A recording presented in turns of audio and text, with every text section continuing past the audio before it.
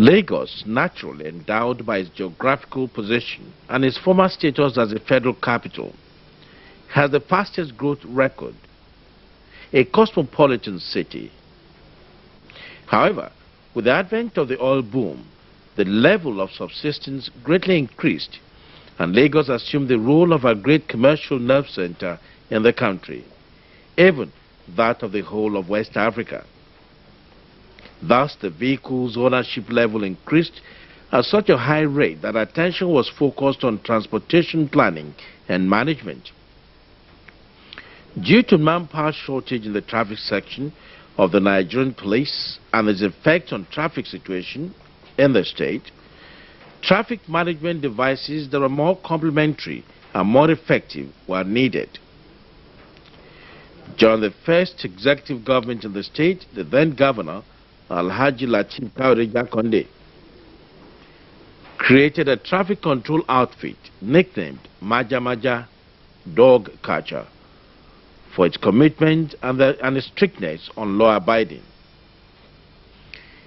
If at that time, in the 80s, when the population of the state was about 8 million people faced with such chaotic traffic situation, now that the population has risen to about 15 million people, definitely a sensitive and committed government of the type that the state is endowed with at the moment could not shy away from the enormous problems of traffic congestion and turn its back on the people that elected it into power.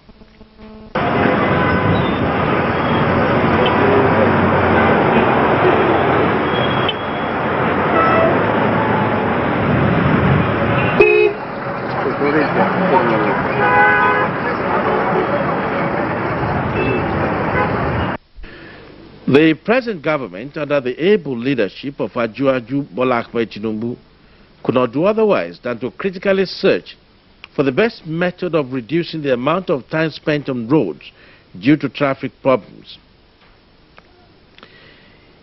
There is an adage, time is money. The step taken by the present government to alleviate the sufferings of the people and improve the economic growth of the state through a free-flow traffic mechanism is a welcome gesture. Today is another sign of new renewal of Lagos State. Today is another conclusion of innovative vision to bring Lagos State to the level of a modern world.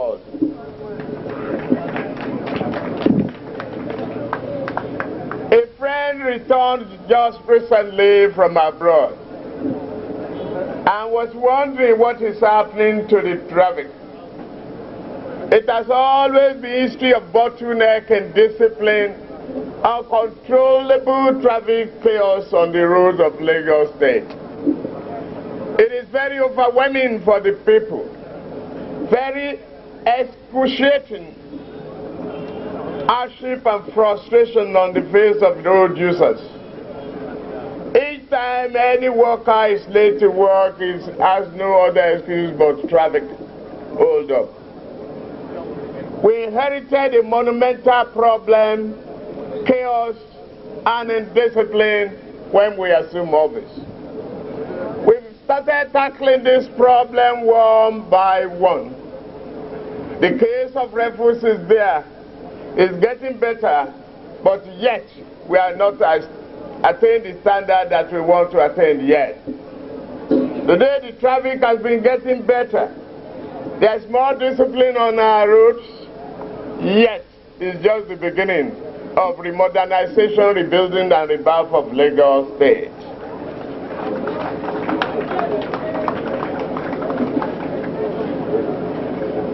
Ever since Muiz Banire and his team took over the transportation ministry, they have been working tirelessly to change the face of things. If you look around at all developing nations, they take seriously traffic regulations. They take seriously flow of traffic. It enhances the quality of life of our people. A mother closes at work at 4 o'clock or 5 o'clock and set out to go back home to take care of our children and could not get home until 6, 7, 4 hours later. It is a big shame. It is acts of uncaring, indiscipline, and we are saying goodbye to all of that jagba and ready. As we stand on the threshold of the commissioning of a new outfit for the management of traffic, new equipment and receipts, as part of our determination to bring about positive change, I appeal passionately to our people to imbibe the new road usage culture that we have introduced. If we can embrace the new traffic ethics introduced by this government, we will then achieve the drastic reduction in traffic buildup, loss of man hours, stress, and expenses on our vehicles. This will ultimately increase state, personal wealth, and the health of individuals. From now on, you should embrace the discipline on our roads. You must obey the law. The law are there to protect you, protect the general public and road users. We are embarked upon this commitment not in mere words, but with all resources.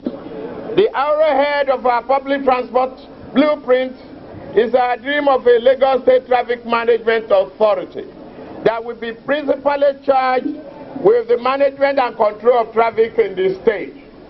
It is this organization, the formation of which I have devoted great attention, that we are gathered here formally to commission today.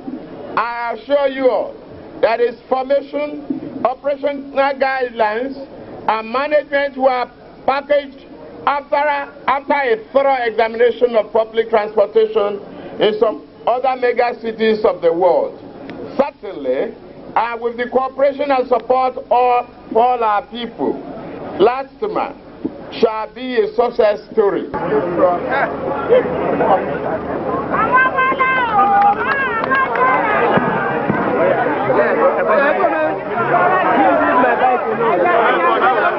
Having been inaugurated, the officers who have been highly inspired swung into action. Being well trained, they loyally followed the orientation, which basically was to instill discipline and obedience on road users. Realizing the high level of indiscipline and carefree attitudes of many drivers, especially the commercial vehicle operators, the officers were trained to be firm, strict, yet civil on lawless motorists. Before Lastma, people drive anywhere, they stop anywhere, they park anywhere all over the whole place, and there was no order. But today, to God be the glory, we can say to a large extent that even those who engage in it now do it with risk. They know they are taking a risk or a chance. Unlike before that you do it with impunity, with no regard that nobody, even the worst scenario then is that, oh, when a policeman catches me, I can only sort out by myself. Before the advent of Lastma, some of the road users did not care about road regulations. Many had forgotten the existence of traffic laws and rules, while some had no knowledge of road signs and regulation at all. It was a common sight to see vehicles moving against traffic in spite of the havoc of such act. All these bad driving habits of motorists were one of the identified causes of traffic congestion. But how far has sanity been restored on our roads? Well, the performance of Lastma can only be well appreciated when you look back at the scenario before 1999, particularly before the establishment of Lastma. Of course, I gave you the World Bank statistic over and over again that as at 1999, Lagos State alone, the economy of Lagos State loses an average of 42 billion naira to traffic congestion. But by last year, as at the time they were giving us the statistics, we've been able to bring it down to about 28 billion.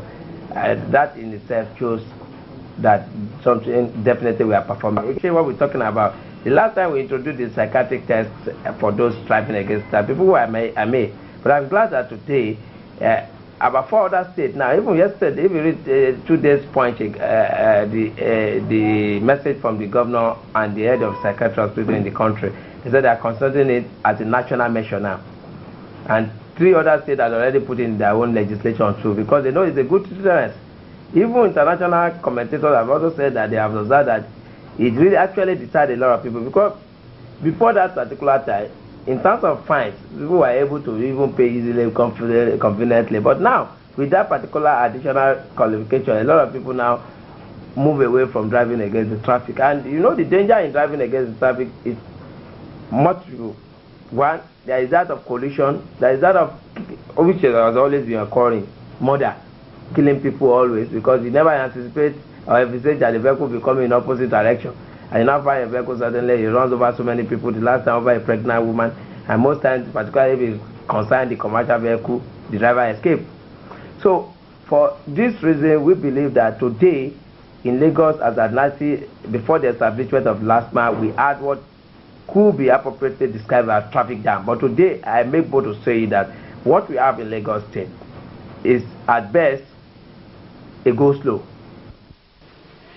Because of the presence of Lastma officials on our roads, many of the areas that were known for traffic bottlenecks became free. Driving through Lagos roads is gradually becoming a pleasure. The federal government is looking for the goodness of the generality of Nigerians, and I'm sure Lagos State is doing the same thing. Why should we quarrel when the masses are suffering? So you think Lastma should remain on our road? Lastma should remain. They are very necessary, especially to Lagos roads. Okay, what's the...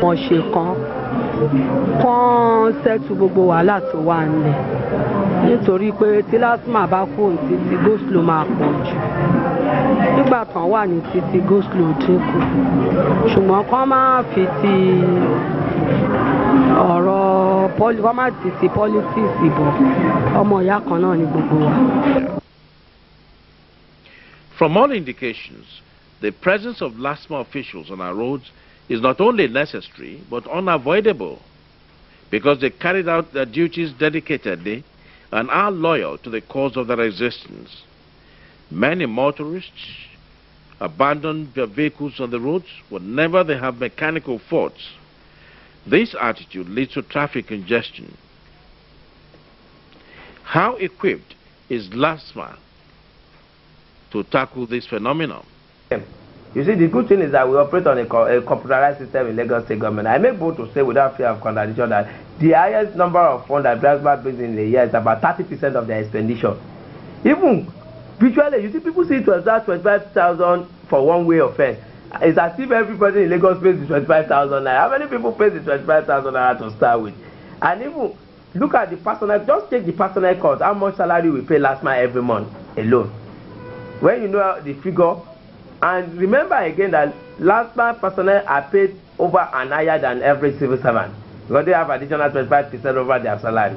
By the time you add all those ones, whatever they are going to bring in by way of revenue can never meet their personnel cost. Not to not talk of overhead. Lastma has about 25 patrol vehicles that are fuel and service and maintained.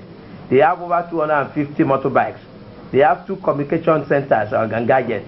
We maintain not less than about 150 GSM for them. We maintain a lot of outline for them. We buy uniform for them virtually every year. Not to talk of raincoats, rain boots, traffic devices.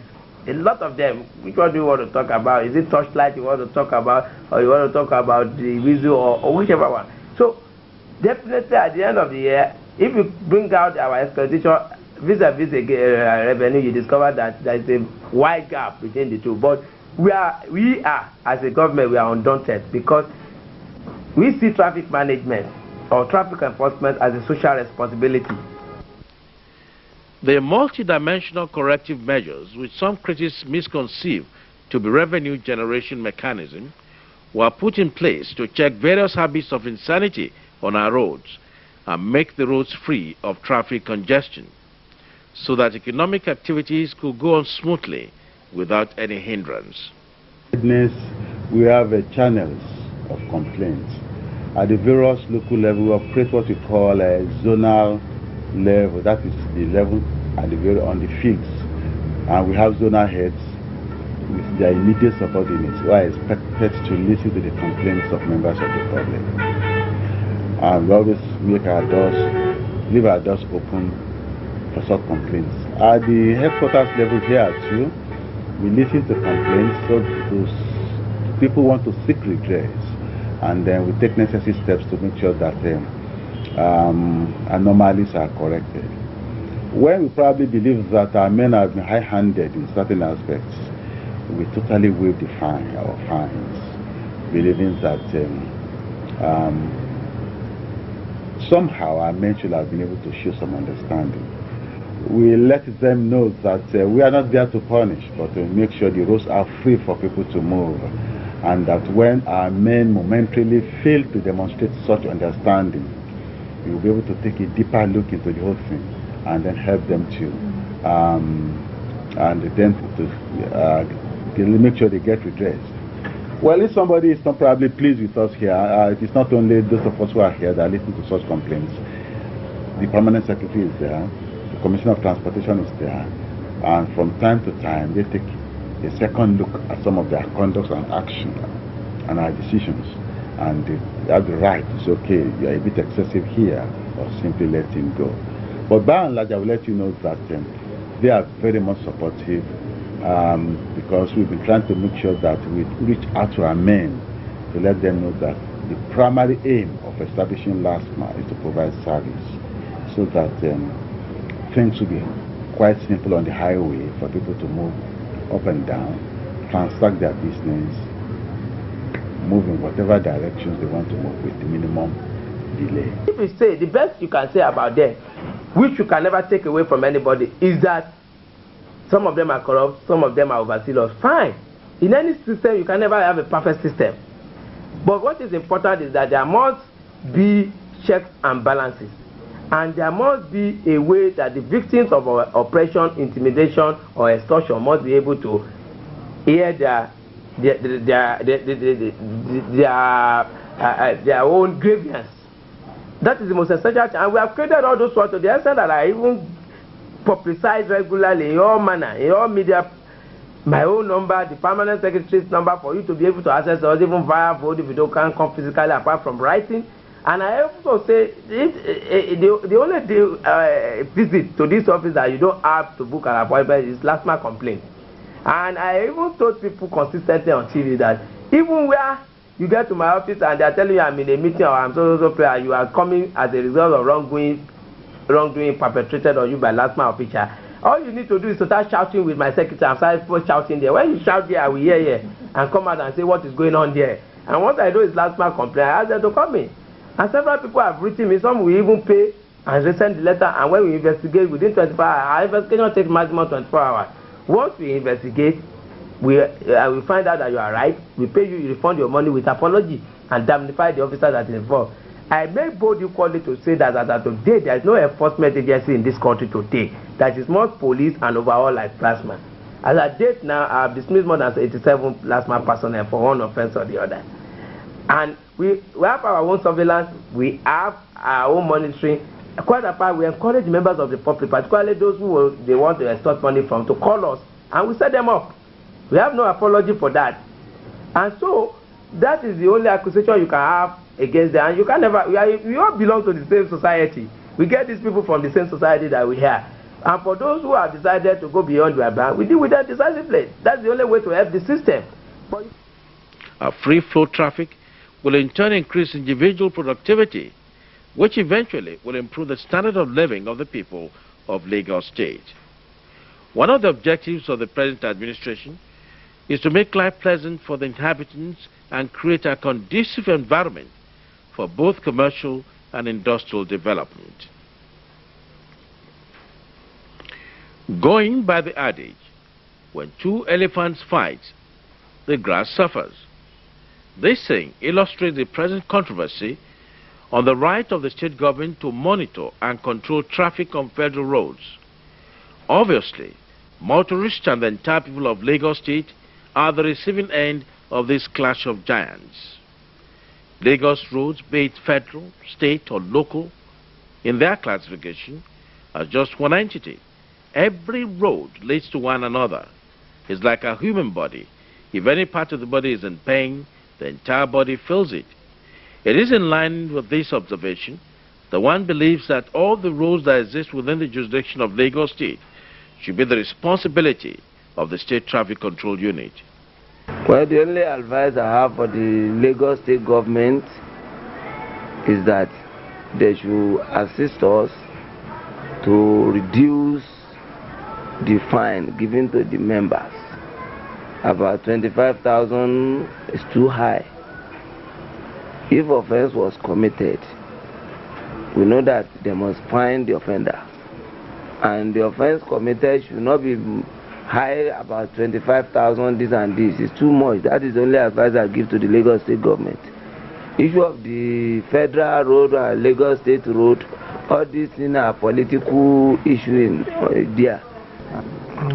The traffic situation in Lagos State before the coming of Lastma is very, very critical. They done well. There's a good job the Lastma has performed when they came in. When drivers look that there's a limit of traffic in so many areas in Lagos State. Look at the problem between Lastma employment by the state government and the federal government. The problem is political, in the sense that the federal government, this is Lagos. And in as much as Lagos is not a party owned by the federal government, let me say that AG and Obasanjo himself belongs to PDP. Obviously, they are only looking for means of trying to demoralize or frustrate Lagos State. But I don't see the reason why the federal government should wipe away Lastma, which is because we believe that the governor, as the chief security of every state, has the right to bring in any security whatsoever to protect the citizens of the state. But for the obvious fact, we don't see the reason why the federal government should say that Lastma should leave the road.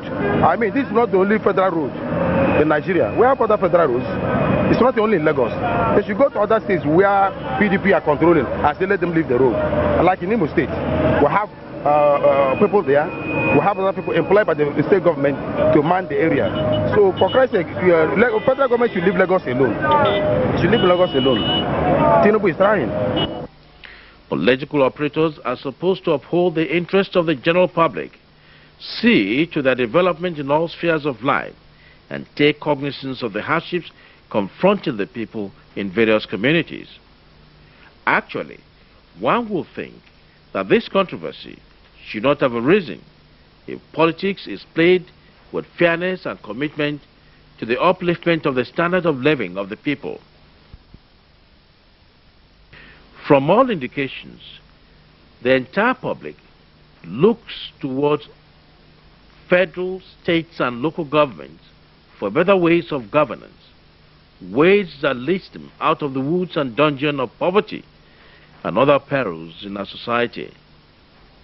One would have thought that cohabitation and cooperation between the various tiers of the government should be put in close observation and jealously guarded for the benefit of the citizenry. It is in this light that the issue of traffic control in the state should be seen. The continuation of the good work of Lastma on our roads is very important and necessary.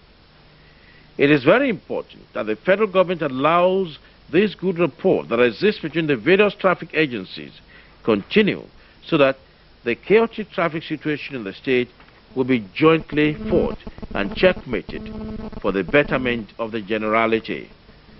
By this development, the people of Lagos State will be seen to have enjoyed the dividend of democracy. Lastma has come to assist and contribute to the development of the state.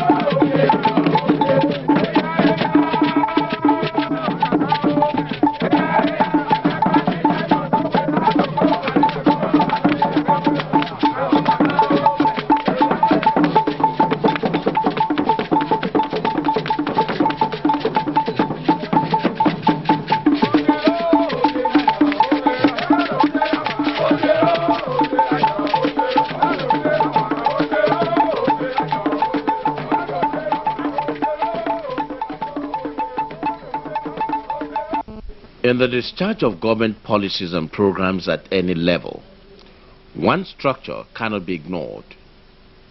This structure is the civil service. The function of civil service goes beyond mere policy implementation. In fact, in the day-to-day running of government activities, the civil service, as the major instrument of governance, is the policy maker, an advisor, program formulator, manager, agent of political communication and continuity, among others. Thus, the importance of civil service is such that no government can perform reasonably well without its support and active functioning.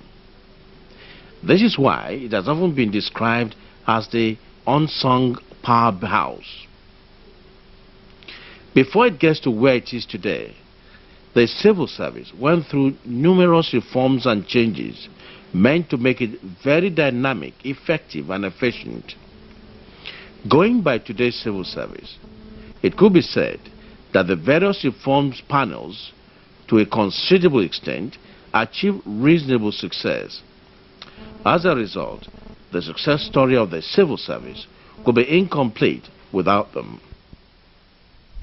In Lagos State, there is no doubt about the existence of a well-structured civil service, with its foundation laid by foremost career civil servants, like the late Femi Housing Wright, the first secretary to the state government and head of service. Since then, the service has grown into a very vibrant and pragmatic force in public administration. At the same time, it became the largest and the most dynamic. Since establishment over 35 years ago, the Lagos State Civil Service continues to maintain its leading position as the most professional, focused, forward-looking and pragmatic civil service in the Federation. Indeed, this widely acknowledged achievement is hinged basically on two factors. First, Lagos State Civil Service has been lucky to be blessed with a corps of seasoned administrators, professionals, and bureaucrats who are committed and dedicated to the service. And second, the state has been blessed with the leadership of dynamic and forthright chief executives. During their leadership, they recognized the importance and potentials of the civil service as a strategic engine room of public administration and an important key factor in the process of policy initiation, formulation, and implementation, all of which largely determined the high level of success that each succeeding administration had achieved over the years. Within this structure, however, one position remained exalted, honored by all civil servants. This position is that of the head of service. The significance of this office lies in the occupant not only being the #1 civil servant, the head of service also shoulders the burden of upholding the ethics and principles of the service. In other words, the office is the bastion of civil service. Since creation, the state has similarly been blessed with upright and highly dedicated, inspiring head of service. From the quintessential Housing Wright, F.C. Okoka, Shamsuddin Thomas, Olusegun Koka, all of blessed memory, to Olufemi Louis, Kolaba Meke, J.A. Akindele, Fidelis Adeyemi, including Adefemi Taire, Fumilayo da Silva, Babatunde Rochinwa, and until recently Rafiu Tinubu, who has the enviable record of successfully midwifing the service through reform and restructuring process. The Lagos State Civil Service was provided the leadership with which it continues to assist the government of the day in ensuring the success of its policies and programs for the well-being of the people. In short, the office of the head of service is synonymous with such profound qualities as integrity, honesty, objectivity, impartiality, loyalty, probity, and accountability. Perhaps this is why appointment into the office not only attracted considerable attention and concern, the person so appointed must be leadership personified. Thus, when the present administration of Asiwaju Ahmed Bola Tinubu announced the commencement of the process of appointing a new head of service, the succeeding events gave credence to the importance of this position. With the official pen-down ceremony for Afiu Babatunde Tinubu and the normal ritual of the pull-out ceremony, the entire civil service anxiously waited for the name of the new head of service to be announced. And when the name of Akinsoya Sonny Ajose was made public, the whole workers went into jubilation.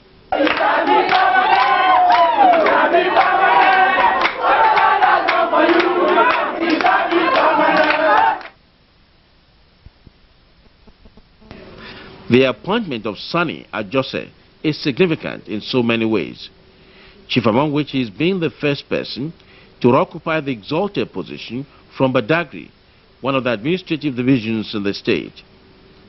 On the swearing-in day, therefore, it was a mixture of culture and tradition with the modern elements that goes with the office. As for the entire civil service, it was a day when work virtually came to a standstill. Without doubt, the choice of Akinsoya Sonny Ajose as the new head of service would not have come out at a better time. With 25 years already put into the service, Sonny has traversed the entire length and breadth of the service, gaining first-hand experience and leaving indelible marks where he has served.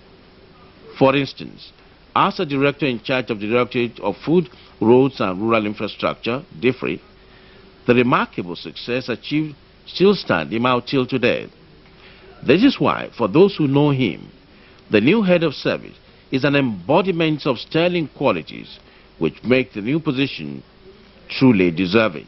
I, Akinsoya Sonny Ajose, solemnly swear and pledge that in the service of Lagos State, as the head of service, I will be faithful and bear true allegiance to Lagos State and Nigeria at all times.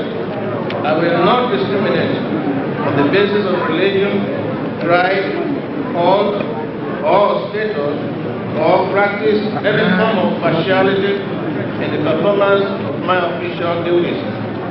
I will always place service to the public above selfish interest, realizing that an office is a public trust. I will always perform my official duties diligently and efficiently, and will not engage or be involved in any activity in conflict either directly or indirectly with this pledge. I will, in the performance of my official duties, ensure or expose corruption in any of its facets, in and outside the public service. I will always follow the path of justice, honesty, and concord among all the people of Lagos State, in particular, and Nigeria in general, in all I do. So help me God.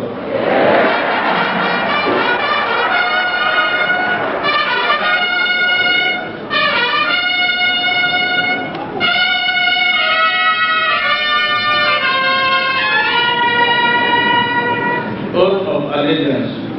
I, Akinsoya Sonny Ajose, do solemnly swear that I will be faithful and bear true allegiance to the Federal Republic of Nigeria, and that I will preserve, protect, and defend the Constitution of the Federal Republic of Nigeria, so help me God.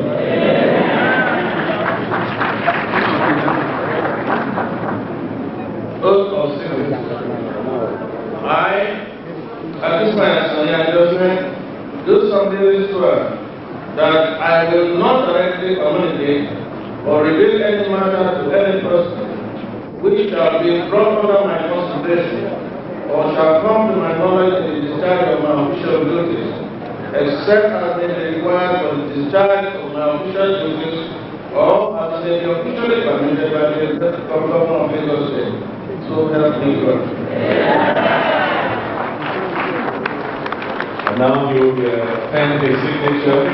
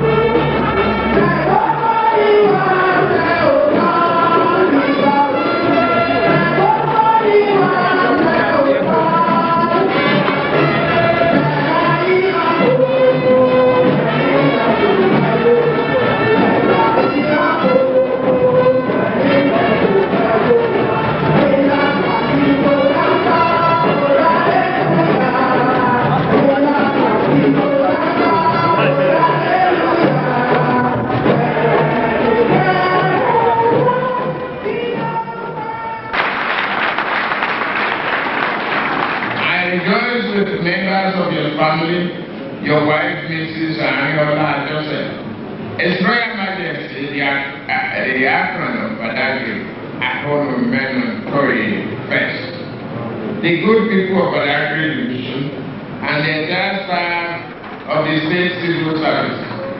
I know that Mr. Joseph is a good choice of the team. As the permanent secretary in the office of Chief of Staff, I work very closely with Samia Joseph. I can testify to his capacity for hard work, honesty, and unassuming simplicity.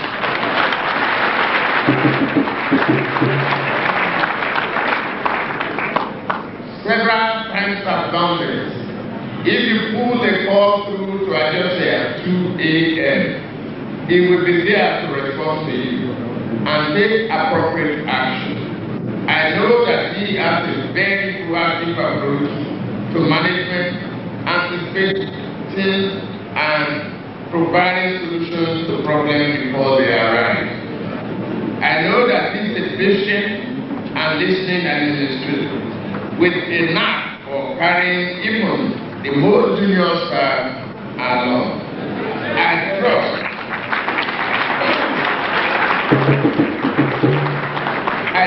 that all of these qualities will be deployed to help give the Lagos State public service to new heights under his leadership.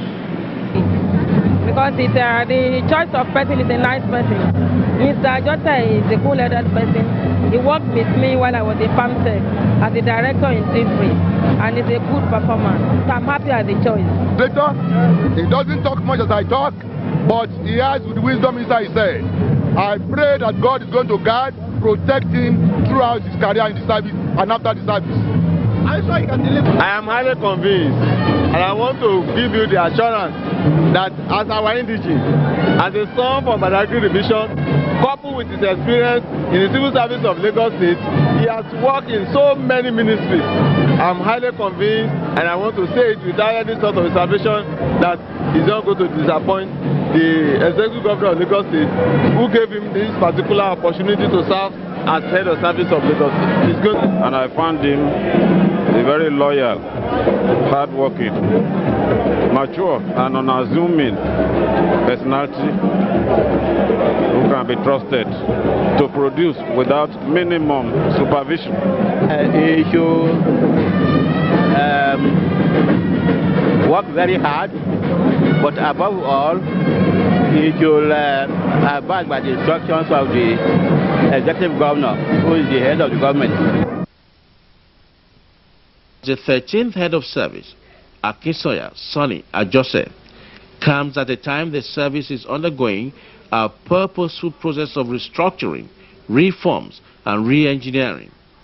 Set off by Asiwaju Bola Ahmed Tinubu, it will therefore be his responsibility for further change, the orientation of the civil service, and align it with the wishes and aspirations of the present administration. Similarly, there is need for continuous assessment of current civil service reforms with objectives of developing better and efficient alternatives without necessarily compromising the time-honored principles and values of the public service. This is what will make the difference between how he met the service and how he will leave it. The civil service of today, we need to restructure and re-engineer our focus and to make sure that we utilize the human beings that constitute the civil service effectively for the benefit of the service and for enhancing the service delivery capabilities and service to the people that we are expected to serve. Governor Bola Ahmed Tinubu has given us a dynamic leadership. He is always coming up with very different things to make sure that the people are properly served. And I think the civil service should equally reciprocate by contributing their quota, enhance their productivity, and make sure that the people outside have confidence in the machinery of the government.